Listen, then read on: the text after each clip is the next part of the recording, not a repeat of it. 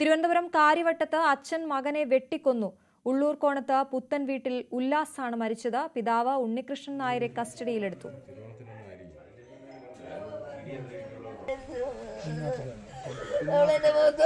കാര്യവട്ടം സ്വദേശിയായ ഉല്ലാസിനെ രാവിലെ 8 മണിയോടെയാണ് വീടിനുള്ളിൽ കൊലപ്പെട്ട നിലയിൽ കണ്ടെത്തിയത്.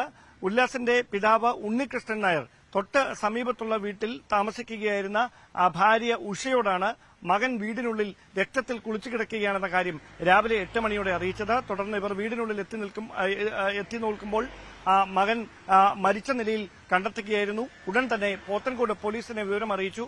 പോലീസ് സ്ഥലത്തെത്തി നടത്തിയ അന്വേഷണത്തിലാണ് പിതാവ് ഉണ്ണികൃഷ്ണൻ നായർ തന്നെയാണ് മകൻ ഉല്ലാസിനെ വെട്ടിക്കൊലപ്പെടുത്തിയതെന്ന് സ്ഥിരീകരിച്ചത്. മദ്യലഹരിയിൽ ഇരുവരും തമ്മിൽ കഴിഞ്ഞ ദിവസം തർക്കമുണ്ടായിരുന്നു. ഈ തർക്കത്തിൽ അത് വാക്കേറ്റമായി മാറുകയും പിന്നീടത് കയ്യാങ്കളിയിലേക്ക് നീങ്ങുകയും ഒടുവിൽ കയ്യിലുണ്ടായിരുന്ന ആയുധം ഉപയോഗിച്ച് ഉണ്ണികൃഷ്ണൻ നായർ മകനെ വെട്ടിക്കൊലപ്പെടുത്തുകയായിരുന്നു എന്നാണ് അന്വേഷണ ഉദ്യോഗസ്ഥരുടെ നിലവിലെ കണ്ടെത്തൽ. മറ്റെന്തെങ്കിലും തരത്തിലുള്ള പ്രകോപനം ഈ കൊലപാതകത്തിലേക്ക് നയിക്കുന്നതിന് സാഹചര്യം ഉളവാക്കിയതായി ഇതുവരെ കണ്ടെത്താൻ കഴിഞ്ഞിട്ടുമില്ല. കൊച്ചിയിലെ വിദേശ വിദ്യാഭ്യാസ തൊഴിൽ സ്ഥാപനത്തിലെ പണം തട്ടിപ്പ് കേസിൽ മറ്റ് പ്രതികൾക്കായുള്ള അന്വേഷണം തുടരുന്നു. എംപയർ ഓവർസീസ് എഡ്യൂക്കേഷൻ എന്ന സ്ഥാപനത്തിലെ 3.5 കോടി രൂപ തട്ടിയെടുത്ത കേസിലാണ് നടപടി. മുൻ CFO സുജിത്ത് VS കഴിഞ്ഞ ദിവസം പിടിയിലായിരുന്നു. കേസിൽ അറസ്റ്റിലായ സുജിത്ത് 2018 മുതൽ തട്ടിപ്പ് നടത്തിവരികയായിരുന്നുവെന്നാണ് പോലീസ് പറയുന്നത്. തട്ടിപ്പിൽ കമ്പനി സ്റ്റാഫുകളായ ചിലരുടെയും അസോസിയേറ്റുകളുടെയും പങ്കാളിത്തവും സ്ഥിരീകരിച്ചിട്ടുണ്ട്.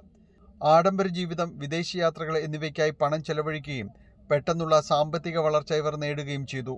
പ്രധാന പ്രതി സുജിത്തിനൊപ്പം പ്രവർത്തിച്ചിരുന്ന associate Bijo Jose Emperor CGI എന്ന സ്ഥാപനവും കമ്പനിയിലെ സ്റ്റാഫ് ഗോഡ്സൺ ദേവസി, അസോസിയേറ്റ് കിഷോർ കുമാർ റെയ്മോൾ എന്നിവരുമായി ചേർന്ന് ഫ്ലൈവിസ് ഓവർസീസ് എന്ന സ്ഥാപനവുമാണ് ആരംഭിച്ചത്.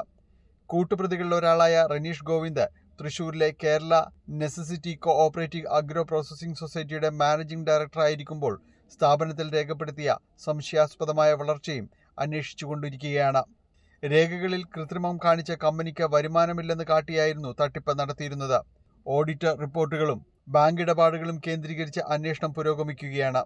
അന്വേഷണം ആരംഭിച്ചപ്പോൾ തന്നെ കമ്പനിയിലെ ചില ഉദ്യോഗസ്ഥർ രാജിവെച്ചിരുന്നു.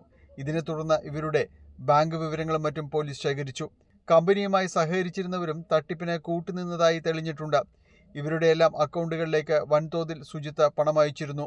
തട്ടിപ്പ് പുറത്തു വന്നപ്പോൾ പിടിയിലാകുമെന്ന് മനസ്സിലായ സുജിത്ത് മാനേജ്മെന്റിനോട് തുറന്നു സമ്മതിക്കുകയും പണം തിരികെ നൽകാമെന്ന് രേഖാമൂലം ഉറപ്പു നൽകുകയും ചെയ്തു. എന്നാൽ ഇതും നടന്നില്ല. തുടർന്നാണ് സ്ഥാപനമുടമ പോലീസിൽ പരാതി നൽകുന്നത്.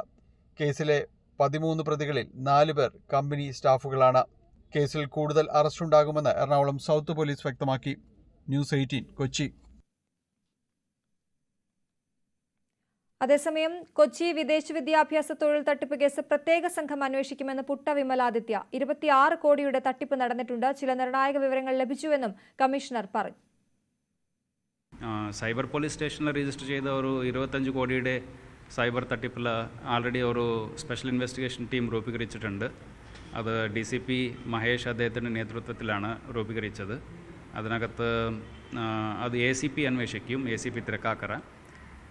അതിനകത്ത് ACP മട്ടാഞ്ചേരി കൂടെ അംഗമാണ്.